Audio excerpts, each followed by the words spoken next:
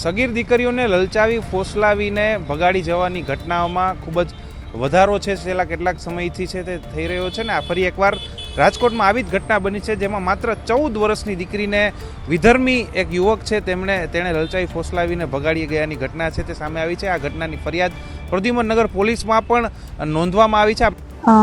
જે કઈ ઘટના બની છે હું એવું માનું છું કે પોલીસ પ્રશાસને પોતાની બનતી મહેનત ચોક્કસપણે કરી છે, પણ જે દીકરીની વાત આવે છે કે જેની ઉંમર 18 વર્ષથી ઉપર નથી, તો હું એવું માનું છું કે એ ખરેખર વખોડવા જેવી બાબત છે અને કાયદાકીય એના પણ જોગવાઈઓ છે જ જે તે સમયે દીકરીની જાણ થશે કે દીકરી હાજર થશે ત્યારે એનું પણ આગળ પ્રોસેસ કરવામાં આવશે।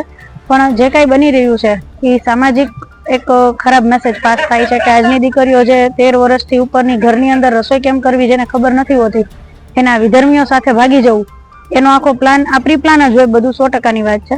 પણ છતાંય કાયદાકીય માળખા પ્રમાણે હર્ષ સંઘવી સાહેબની જે કાંઈ ગૃહ મંત્રાલયથી સૂચનાઓ હોય છે 100% આમના પણ વરઘોડા નીકળશે, સરઘસ નીકળશે અને આમની જે ભૂતકાળ આ લોકોનો જોવામાં આવે તો જે ભાઈ લઈને ગયા છે વિધર્મી, એમના કોઈ સગા છે એ ડ્રગ્સમાં અત્યારે બરોડા બાજુ છે, એ ભાઈ પોતે પણ રીઢા ગુનેગારમાં આવે છે।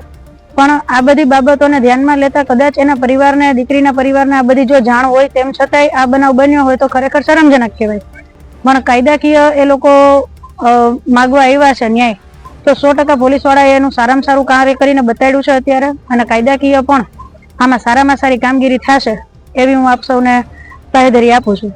આપણી સાથે આ દીકરી છે, તેમના મમ્મી છે, તેમની સાથે આપણે સીધી વાત કરશું કે કઈ પ્રકારની ઘટના છે તે બની હતી। બેન, શું આખી ઘટના બની છે તમારી સાથે?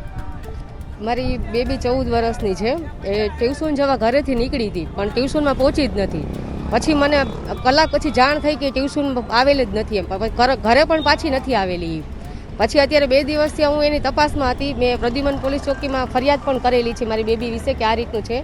પછી કાલના મારી બેબીના મેસેજ આવે છે કે હું આ વ્યક્તિ સાથે છું ને આવી રીતના છે એમ। એટલે હું અત્યારે એક જ વસ્તુ કહેવા માંગુ છું કે મને મારી બેબી પાછી જોઈએ છે। મારી બેબીનું અત્યારે શું થાય શું નહીં કેમ મને ખબર પડે અહીંયા બેઠા, મને મારી બેબી અત્યારે જોઈએ છે। 14 વર્ષની બેબી છે, કાંઈ ખબર પણ નથી હજી પડતી એને કે શું કરવાનું શું નહીં, શું થઈ શકે છે આગળ જતા એને કાંઈ હજી સમજણ છે નહીં હજી। બેન, કેટલા દિવસથી આ ઘટના બની અને ક્યારે આ ઘટના? શનિવારે બની છે, સવારે 8:30નો ટાઈમ છે ટ્યુશનમાં જવા માટેનો એનો, 8:30નો, અને મને 9:30 જાણ થયેલી છે। 9:30 વાગ્યાની હું એને 12 વાગ્યા સુધી તો મેં મારી રીતના પ્રયત્ન કર્યા, પછી હું 1 વાગે મેં એને કેસ કરેલો છે એની માટે ટૂંકો પ્રદ્યુમન પોલીસ પાસે। પોલીસે તરત ફરિયાદ લઈ લીધેલી? કેવો સાથ સહકાર આપી રહી છે પોલીસ? ના, પોલીસ સાથ સરકાર આપે છે, પણ તે દિવસે ત્યારે એવું હતું બનાવ કે કોઈ બંદોબસ્તમાં હતા કંઈક સમૂહ લગ્નની કામગીરી માટે, ત્યારે મારી ફરિયાદ નહોતી લીધી પોલીસવાળાએ। પાછી હું રાત્રે ગઈ, પછી મારી ફરિયાદ લઈ લીધી છે, પણ આજે પાછા અમે ગયા ત્યાં તો હવે 2 દિવસનો ટાઈમ માગે છે મને। 2 દિવસનો હું આમાં કેવી રીતે, આજે 3 દિવસ થઈ ગયા છે એ વાતને, હવે 2 દિવસ પાછું તો 5 દિવસમાં શું બની શકે એ કોઈ ખ્યાલ છે કોઈને, પોલીસને કે મને કોઈને પણ નહીં। તો હું ખાલી એટલું જ કહેવા માગું છું કે મને મારી બેબી પરત 24 કલાક કે 1 કલાક મને ટૂંકમાં કોન્ટેક્ટ કરાવો કંઈ। કે કઈ રીતે આખી આ ઘટના છે તે બની? કોણ આ યુવક કોણ છે, શું નામ છે? યુવકનું નામ છે સાહિલ વાઘેર। મારા ભાઈ સાથે હોટલમાં પહેલા કામકાજમાં સાથે હતા, એટલે ઘરે આવરો જાવરોનો વ્યવહાર હતો, એના થ્રુ અમારે આ કોન્ટેક્ટ હતો। કેટલા સમયથી તમારી દીકરીના સંપર્કમાં હોય એવું લાગે છે?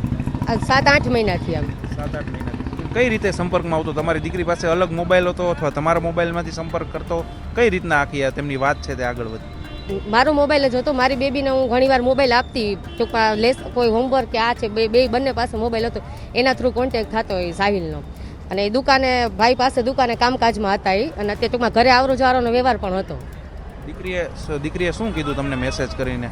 અત્યારે મેસેજ કરીને એવું કહે છે કે હું આ છોકરા સાથે જ છું, એ કે અને હું આ છોકરા હારે છું, એમ કે ઘરે નથી આવવાની, એવું મેસેજમાં એવું લખે છે। એવું કે છે હવે હંમેશા એની સાથે જ રહીશ, એની સાથે લગ્ન કરવા છે એવું કે છે? લગ્નનું કોઈ વાત નથી હજી વાત કરેલી, પણ એવું કહે છે કે હું સાથે રહીશ અને હું આ છોકરા સાથે છું, નામ પણ કીધું છે કે હું આ સાહિલ સાથે જ છું એમ। કેટલી ચિંતા થાય છે દીકરીની?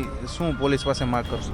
પોલીસ પાસે મારી અત્યારે એક જ માંગ છે કે મને બસ મારી બેબીનું અત્યારે રિઝલ્ટ જલ્દથી જલ્દ આપો બસ, કેમ કે 14 વર્ષની બેબી છે એના કાંઈ હજી કંઈ ખ્યાલ નથી શું કરવું, આગળ જતાં શું થઈ શકે છે એને હજી કોઈ વસ્તુનો ભાન નથી હજી। હું ખાલી એટલું જ કહેવા માંગુ છું કે મને બસ મારી બેબીનું જલ્દથી જલ્દ મને નિવાણો આપો બસ। માત્ર 14 વર્ષની તમારી દીકરી? સંતાનમાં બીજું કોઈ છે કે માત્ર ખાલી તમારી દીકરી? દીકરો દીકરી બે છે, બંને છે, એક બાબો છે એ 14 વર્ષનો છે, બંને જુડવા છે। કેવું થાય બેન જ્યારે આ પ્રકારની ઘટના બને, સમાજમાં પણ આપની ઇજ્જત આબરૂ હોય, કેવું થાય?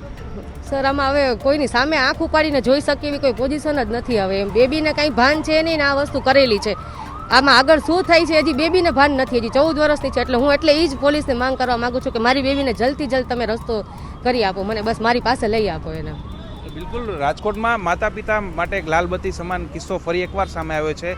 છેલ્લા કેટલાક સમયથી આ પ્રકારની ઘટનાઓ છે તે બની રહી છે, જેમાં સગીરા હોય, માત્ર 14-15 વર્ષની ઉંમર હોય જે દીકરીઓની, ને આવી રીતે લલચાવી ફોસલાવીને તેમને લગ્નની લાલચ આપીને તેમને ભગાડી જવામાં આવે છે, તેમની સાથે દુષ્કર્મ પણ કરવામાં આવે છે. આ દીકરીના માતા છે તે એક શંકા વ્યક્ત કરી રહ્યા છે કે દીકરી છે તે 3 દિવસથી તો ગાયબ જ છે, પરંતુ હજી પણ તેમનો કંઈ પોલીસે હજી સુધી તેમને શોધી નથી. તેમની સાથે કંઈ પણ થઈ શકે છે, તેમની સાથે દુષ્કર્મ પણ થઈ શકે છે. કારણ કે જ્યારે 18 વર્ષથી નાની હોય કોઈ સગીર યુવતી હોય, સગીર બાળકી હોય, તે પોતાની કદાચ મરજીથી પણ જાય અથવા પોતાની મરજીથી પણ આ યુવક સાથે કોઈ પણ પ્રકારના સંબંધ બાંધે તો પણ એક પ્રકારનો ગુનો જ છે, કારણ કે જે યુવક છે તે સગીર છે.